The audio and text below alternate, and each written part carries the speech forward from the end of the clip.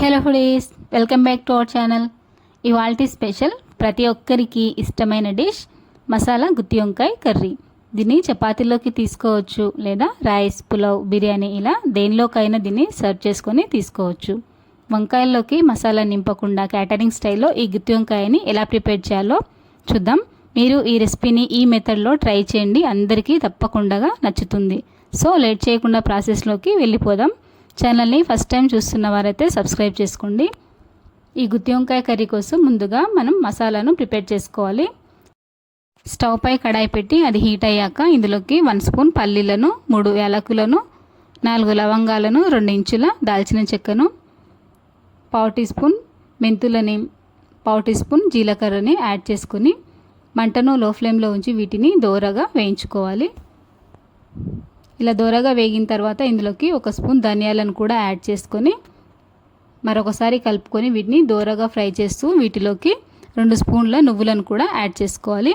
వీటిని కూడా దోరగా వేయించి స్టవ్ ఆఫ్ చేసుకోవాలి. ఎక్కువగా వేయించితే కర్రీ చేదొస్తుంది. సో లైట్గా ఫ్రై చేసుకొని పక్కకు ఉంచుకోవాలి.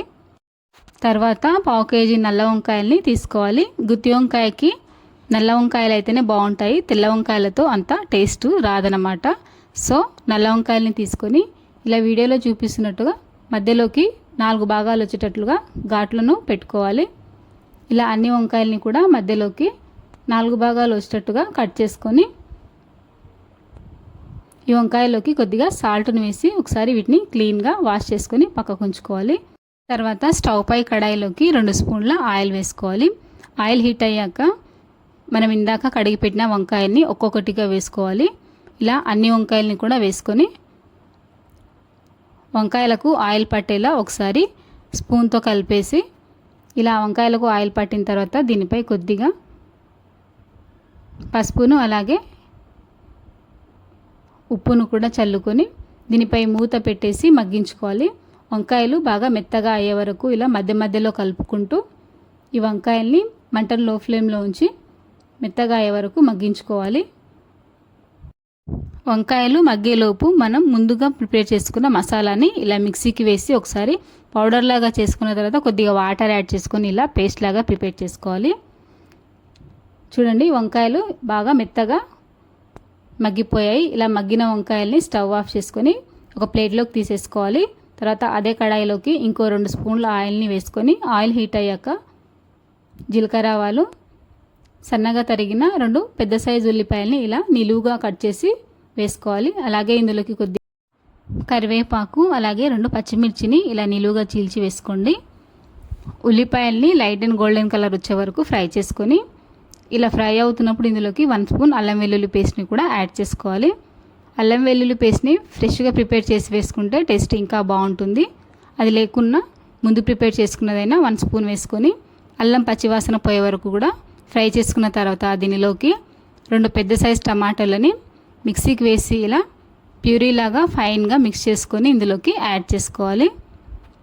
మంటను లో ఫ్లేమ్లో ఉంచి ఈ టమాటా గుజ్జుని కూడా మగ్గే వరకు ఉడికించుకున్న తర్వాత ఇందులోకి 1/2 టీ స్పూన్ పసుపు, టేస్ట్కి తగిన సాల్ట్ని యాడ్ చేసుకొని 1.5 స్పూన్ల కారపొడిని కూడా యాడ్ చేసుకోవాలి.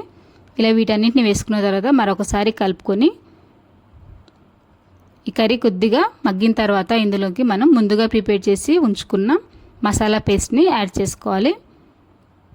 ఈ మసాలా పేస్ట్ని ఇలా వేసుకొని కొద్దిగా వాటర్ని కూడా వేసి ఈ బౌల్ని తుడిచి వేసుకొని అంతా కలిసేలా ఒకసారి కలుపుకొని ఈ గుజ్జు పచ్చివాసన పోయే వరకు కూడా దీన్ని ఉడికించుకోవాలి. మూత పెట్టేసి ఒక 10 నిమిషాల పాటు ఉడికించుకున్న తర్వాత ఇదంతా చిక్కబడి ఆయిల్ వదులుతున్న టైంలోకి ఇందులోకి ముందుగా ఫ్రై చేసుకున్న వంకాయల్ని యాడ్ చేసుకోవాలి. ఇలా వంకాయల్ని యాడ్ చేసుకున్న తర్వాత ఒకసారి కలిపేసుకొని ఈ కర్రీలోకి గ్రేవీ కోసం కొద్దిగా 1 కప్పు వరకు వాటర్ని కూడా యాడ్ చేసుకోవాలి. ఇలా 1 కప్ వరకు వాటర్ని యాడ్ చేసుకొని మరోసారి కలిపేసి మూత పెట్టేసి సరిగ్గా 15 నిమిషాల పాటు దీన్ని ఉడికించుకుంటే